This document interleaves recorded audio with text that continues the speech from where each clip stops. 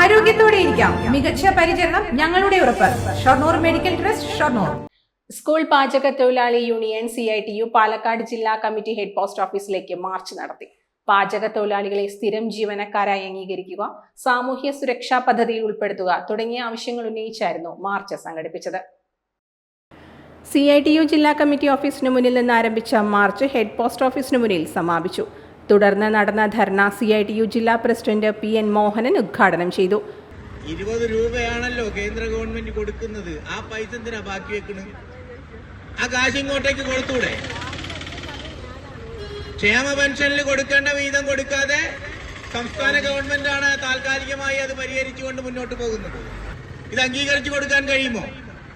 അതുകൊണ്ട് അവരുടെ പെൻഡിങ്ങിലുള്ള പണം ഉടനെ കൊടുക്കുവാൻ ആവശ്യമായുള്ള സമീപനം സ്വീകരിക്കണം. സംസ്ഥാന ഗവൺമെന്റ് കൃത്യമായിട്ട് പൈസ കൊടുത്തു വരുന്നുണ്ടല്ലോ. യൂണിയൻ ജില്ലാ പ്രസിഡന്റ് ഷാബിറ കബീർ അധ്യക്ഷത വഹിച്ചു. CITU ജില്ലാ joint secretary Manomohan, CITU Palakkad division joint secretary Abdul Sukkur, union സംസ്ഥാന കമ്മിറ്റി അംഗം ശ്രീധരൻ, ജില്ലാ കമ്മിറ്റി അംഗങ്ങളായ സ്വാമിനാഥൻ എന്നിവർ അഭിവാദ്യം ചെയ്ത് സംസാരിച്ചു.